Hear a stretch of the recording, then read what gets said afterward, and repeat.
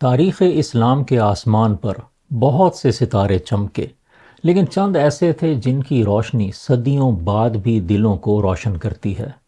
شیخ محی الدین ابن عربی رحمۃ اللہ علیہ بھی انہی نایاب ہستیوں میں سے ایک تھے۔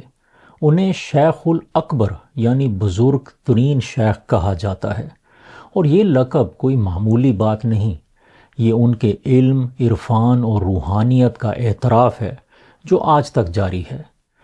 ابن عربی کا اصل نام محمد بن علی بن محمد بن احمد بن عبداللہ الحاتمی الطائی الاندلسی تھا۔ وہ سن 1165 عیسوی میں اندلس یعنی موجودہ اسپین کے شہر مرسیہ میں پیدا ہوئے۔ ان کا تعلق ایک تعلیم یافتہ عرب گھرانے سے تھا۔ ان کا زمانہ وہ تھا جب اسپین میں اسلامی تہذیب اپنے عروج پر تھی اور علم، فلسفہ اور روحانیت کے مراکز وہاں قائم تھے۔ ابن عربی نے جوانی ہی میں اسلامی علوم، تفسیر، حدیث، فقہ اور فلسفہ کی تعلیم حاصل کی، مگر جو چیز انہیں دوسروں سے ممتاز کرتی ہے وہ ہے تصوف، یعنی روحانیت میں ان کا غیر معمولی فہم اور تجربہ۔ ابن عربی نے اپنی زندگی کا بڑا حصہ علم و عرفان کی تلاش میں سفر کرتے ہوئے گزارا۔ انہوں نے مراکش، الجزائر، مکہ، بغداد، قاہرہ، دمشق اور اناطولیہ جیسے بڑے علمی مراکز کا سفر کیا۔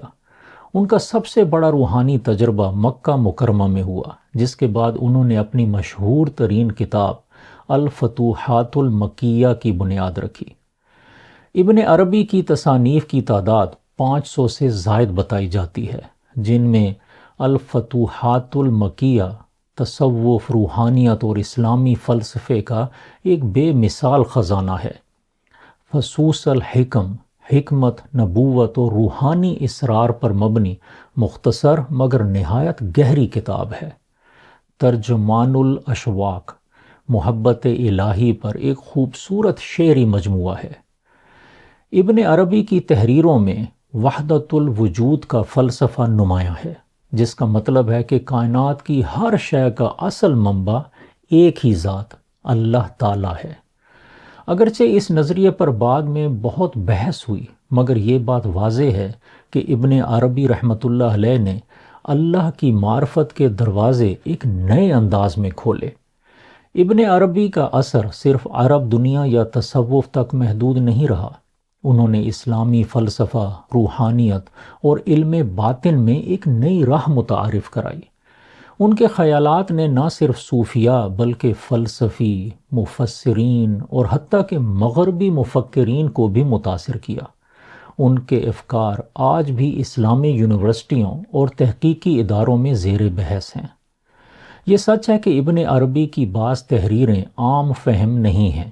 ان کا انداز رمز و اشارات کا تھا، جس سے بعض علماء کو غلط فہمی یا مغالطہ بھی ہوا۔ کچھ علماء نے ان پر الحاد اور غلو کا الزام بھی لگایا، خاص طور پر ان کے وحدت الوجود کے نظریے کو لے کر۔ لیکن ان کا مجموعی کام یہ ظاہر کرتا ہے کہ ان کا مقصد اللہ کی وحدانیت اور کائنات کی معنویت کو گہرائی سے سمجھنا اور سمجھانا تھا۔ ابن عربی رحمۃ اللہ علیہ نہ صرف ایک عالم تھے بلکہ ایک عاشق حق بھی تھے۔ انہوں نے جو علم دیا وہ صرف دماغ کو نہیں بلکہ دل کو بھی جگاتا ہے۔ وہ محض فقیہ یا فلسفی نہیں تھے بلکہ روح کی آواز تھے۔ اگرچہ ان کے کچھ خیالات پر اختلاف ہو سکتا ہے، لیکن ان کی نیت، اخلاص اور اللہ کے قرب کی تلاش پر کوئی شک نہیں ہونا چاہیے۔ یہاں ایک اہم امتیاز یاد رکھنا ضروری ہے۔ ابن عربی اور ابن العربی دو مختلف شخصیات ہیں۔ شیخ ابو بکر ابن العربی مشہور مالکی فقیہ اور محدث تھے، جو 1076 عیسوی میں اشبیلیہ اندلس میں پیدا ہوئے اور ان کا انتقال 1148 عیسوی میں ہوا۔ ان کا نام اکثر ابن عربی کے ساتھ خلط ملط کر دیا جاتا ہے، حالانکہ دونوں الگ شخصیات ہیں، اگرچہ دونوں کا تعلق اندلس سے تھا۔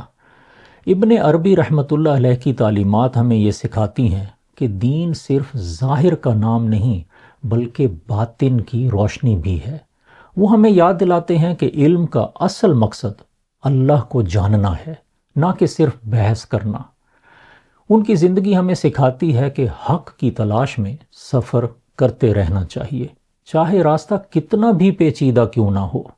آج کے دور میں جب دین کو صرف فتووں یا رسموں تک محدود کیا جا رہا ہے، ابن عربی جیسے بزرگوں کا پیغام اور زیادہ قیمتی ہو جاتا ہے۔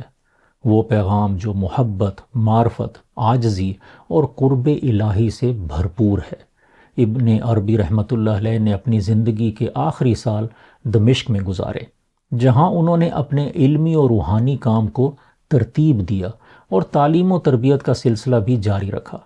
ان کے کئی اہم شاگرد بھی اسی دور میں ان سے وابستہ ہوئے۔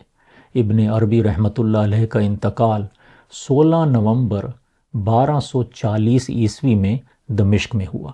ان کا مزار دمشق میں واقع ہے اور ان کی تعلیمات آج بھی دنیا بھر میں کئی دلوں کو روشن کر رہی ہیں۔